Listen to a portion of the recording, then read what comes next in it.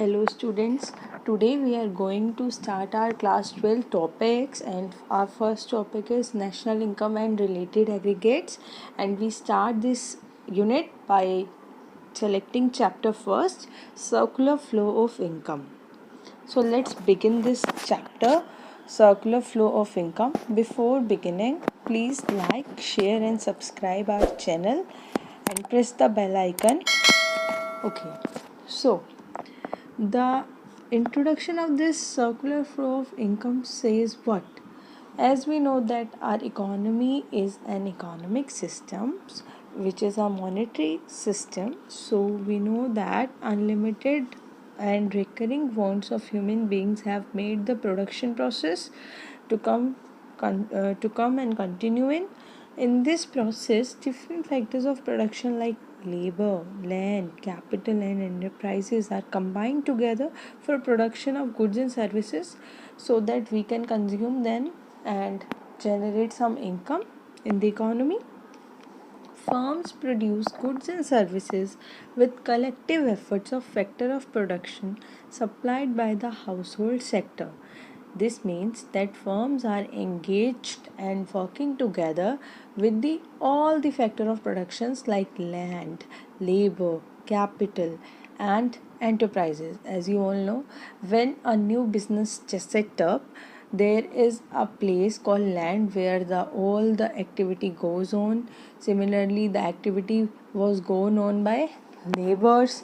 The production process was dependent on the capital. If the company has good capital amount, they can produce a good amount of goods and services. And enterprise firms make payment to the factor of production in the form of rent, wages, interest and profit, known as factor incomes.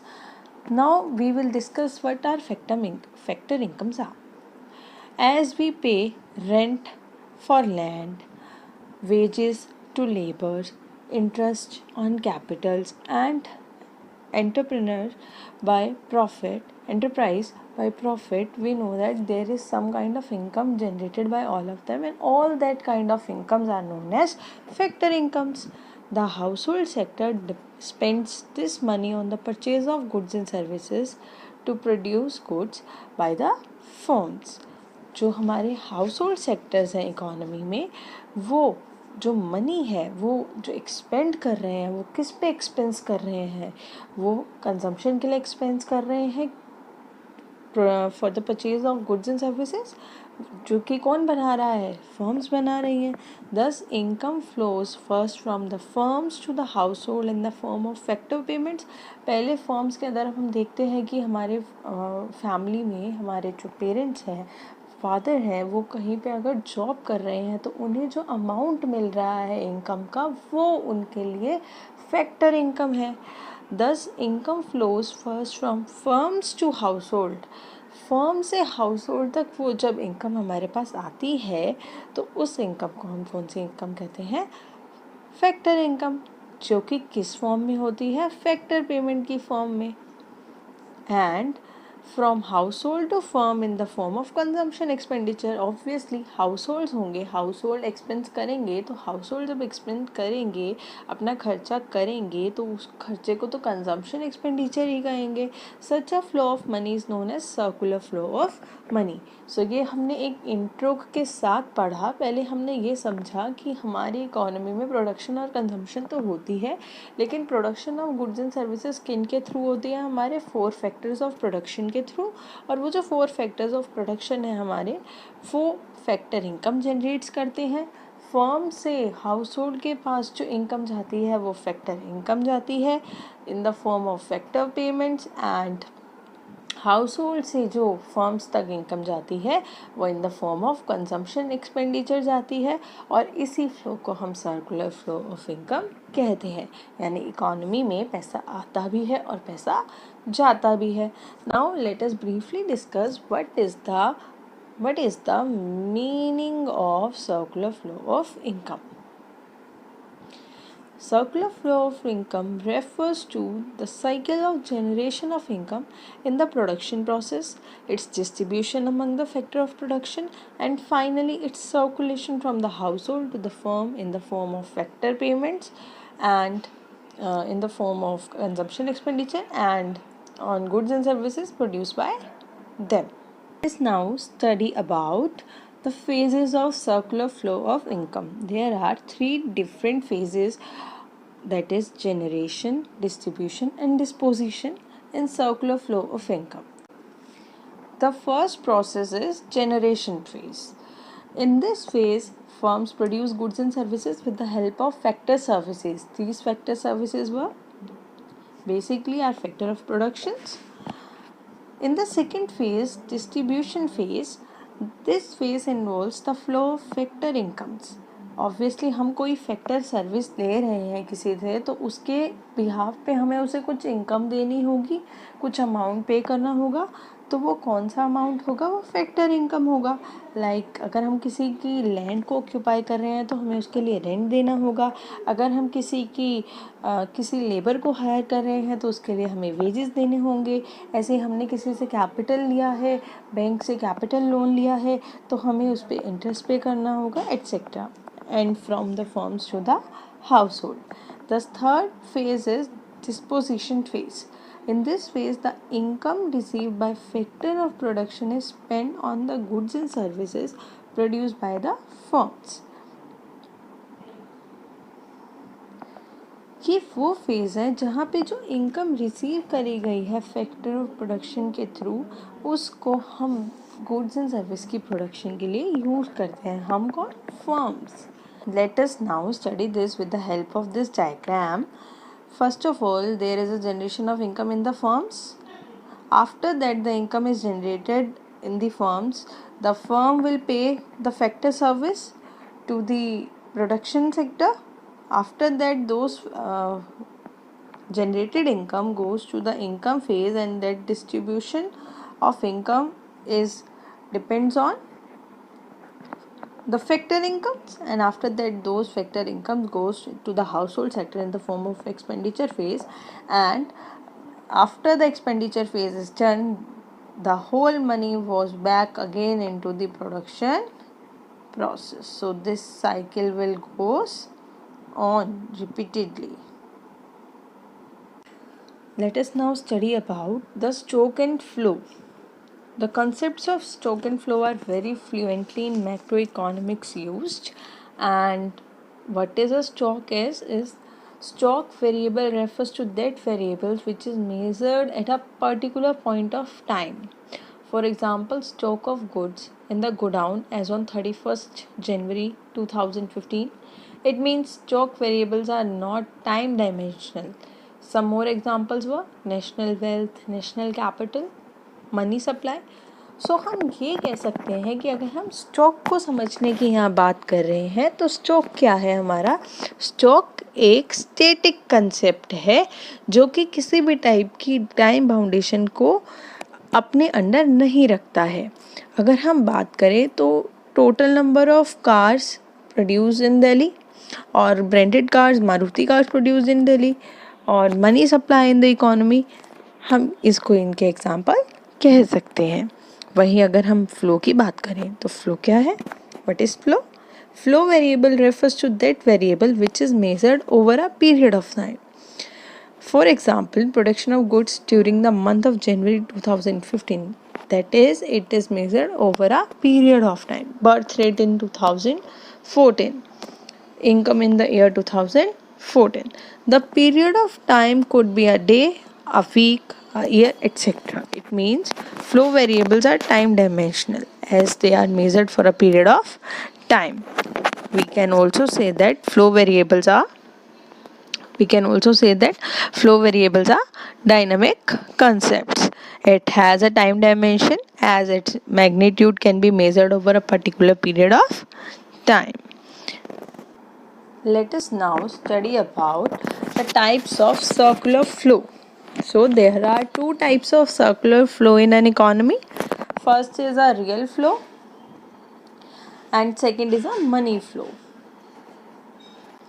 Real flow refers to the flow of factor services from households to the firms, and correspondingly the flow of goods and services from firms to household. Real flow ये flow होता है जब house hold firms को factor services देते हैं and firms उसी के इन response में गुड्स एंड सर्विसेज सप्लाई करता है। जैसे कि हम एक एग्जांपल से इसको समझें तो इसका एक एग्जांपल बेसिकली हम ये ले सकते हैं कि इसको हम एक टाइप से एक फिजिकल फ्लो कह रहे हैं। यहाँ पे एक्सचेंज हो रहा है, किस चीज़ का एक्सचेंज हो रहा है? गुड्स एंड सर्विसेज का, without the involvement of any money. So we can say this as a real flow. Real flow determines the magnitude of growth in an economy.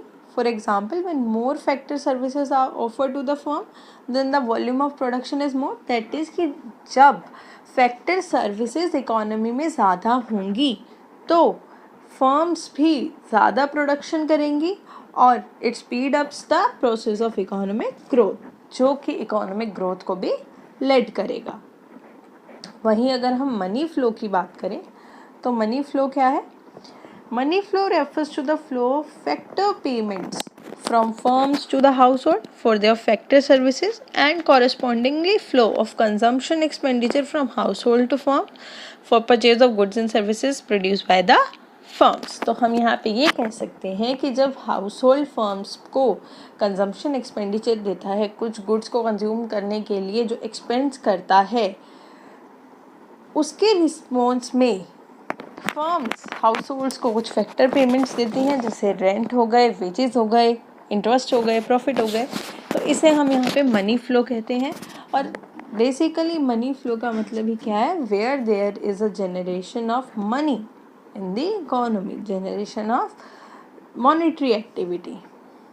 Let us now study about the circular flow in a simple economy, that is two sector economy. Students, अभी आप class 12th में हैं तो chapter 1 के under आप लोग सिर्फ 2 sector economy पढ़ रहे हैं। जैसे ही आप आगे ग्रेजुएशन लेवल पे जाएंगे तो ये 3 सेक्टर इकोनॉमी भी होगी, 4 सेक्टर भी। तो बेसिक आपको पता होना चाहिए, दैट इज़ 2 सेक्टर इकोनॉमी क्या है। सो आप इसको बहुत ब्रीफली समझने की कोशिश करें। सर्कुलर फ्लो के अंदर जब हम 2 सेक्टर इकोनॉमी की बात करते हैं तो सिर्फ 2 सेक्टर्स का ही इन्वॉल्वमेंट देखा जाता है, एक हाउस होल्ड सेक्टर और एक हमारी फर्म सेक्टर। हाउस होल्ड जो है वो ओनर्स होते हैं फैक्टर ऑफ प्रोडक्शन के। फैक्टर ऑफ प्रोडक्शन क्या है? जो हमने अभी स्टार्टिंग में भी पढ़ा, land, labour, capital and enterprises and consumer goods of services. House holds के पास 2 चीज़ों की पावर है यहाँ, एक तो फैक्टर ऑफ प्रोडक्शन की और एक कंजम्पशन की, गुड्स एंड सर्विसेज की। वहीं फर्म्स के पास क्या पावर है? फर्म्स के पास ये पावर है कि वो गुड्स एंड सर्विसेज प्रोड्यूस करेगी और उन्हें मार्केट में यानी हाउस होल्ड्स तक पहुंचाने के लिए उन्हें सेल करेगी। It is the simplest form of closed economy in which there is no government sector and foreign trade, that is there is no government intervention. There is a single trade process between the household and the firm. Not even the government will intervene here and not the foreign trade. Closed economy is an economy which has no economic relation with the rest of the world. Close economy students वो economy होती है जहाँ पे government intervention नहीं होता और किसी भी टाइप का फॉरेन ट्रेड नहीं होता। वेयर एज ओपन इकोनॉमी एक वो इकोनॉमी है जो इकोनॉमिक रिलेशंस के साथ with the rest of the world interact रखती है और इसके अंडर गवर्नमेंट इंटरवेंशन भी हो सकता है और उसके अंडर फॉरेन ट्रेड भी पॉसिबल है और होता ही है। In order to make our analysis simple we take some assumptions. ये हमने यहाँ पे एक हाउस होल्ड सेक्टर लिया है और यहाँ पे हमारी फर्म्स हैं। There are only 2 sectors in the economy. पहले तो हमें यह याद रखना है कि हमारी ये अजम्पशन होनी चाहिए 2 सेक्टर मॉडल में कि हमारे 2 ही सेक्टर्स हैं, households and firms. There is no government sector and no foreign sector. Second जो हमारी अजम्पशन है यहाँ पे वो क्या अजम्पशन है हमारी? Household sector supplies factor services only to the firms and firm hires factor services only from household. जो हमारा हाउसहोल्ड सेक्टर है वो सिर्फ फैक्टर सर्विसेज देगा फर्म्स को और उसके इन रिस्पॉन्स में वो क्या देगी, यानी फर्म क्या देगी उसके इन रिस्पॉन्स में? Goods and services. वहीं पे अगर हम बात करें फर्म्स की, तो firms will produce goods and services. Firms क्या करेंगी, गुड्स एंड सर्विसेज बनाएंगी and sell their entire output to the household. जब वो पूरा एंटायर अपना जो भी प्रोडक्शन का स्केल है गुड्स एंड सर्विसेज का वो सेल करेगी हाउस होल्ड सेक्टर को, तो हाउस होल्ड सेक्टर उसको कंज्यूम करेगा और वही हाउस होल्ड सेक्टर के लिए यहाँ पे क्या हो जाएगा, कंजम्पशन एक्सपेंडिचर। वही यहाँ पे कंजम्पशन एक्सपेंडिचर हो जाएगा हाउस होल्ड सेक्टर के लिए। और house hold sector receive factor income for their services, कुछ काम करेगा तो उसके इन रिगार्ड में मनी फ्लो आएगा उनका, और ये जो मनी फ्लो होगा इसको यहाँ पे किस नाम से बोला जाएगा, ये जो हमारा मनी फ्लो होगा यहाँ पे ये हमारा फैक्टर पेमेंट के नाम से आएगा। तो ये हमारी इसकी कुछ अजम्पशंस थी। There are no savings in the economy, ये हम अज्यूम करके चलेंगे, यानी हम ये मान के चलेंगे कि इकोनॉमी में कोई भी सेव नहीं कर रहा है, जो भी कुछ अर्न कर रहा है वो सारा का सारा क्या कर रहा है, कंजम्पशन एक्सपेंडिचर पे स्पेंड कर रहा है। Neither the household will save here and not the firms will save, that is household कुछ भी सेव नहीं करेंगे इनकम में से, और फर्म्स जो है अपने प्रोडक्शन से जो भी उनको फैक्टर इनकम मिल रहा होगा उससे प्रॉफिट जनरेट नहीं करेंगे। अगर हम इस डायग्राम की बात करें स्टूडेंट्स, तो हम कह सकते हैं कि जो आउटर लूप है इस डायग्राम का वो क्या शो कर रहा है, रियल फ्लो। वो क्या शो कर रहा है, रियल फ्लो। और वहीं अगर हम बात करें इनर लूप की, तो वो क्या शो कर रहा है, money flow. So here are this chapter first of national income and related aggregates part circular flow of income is completed.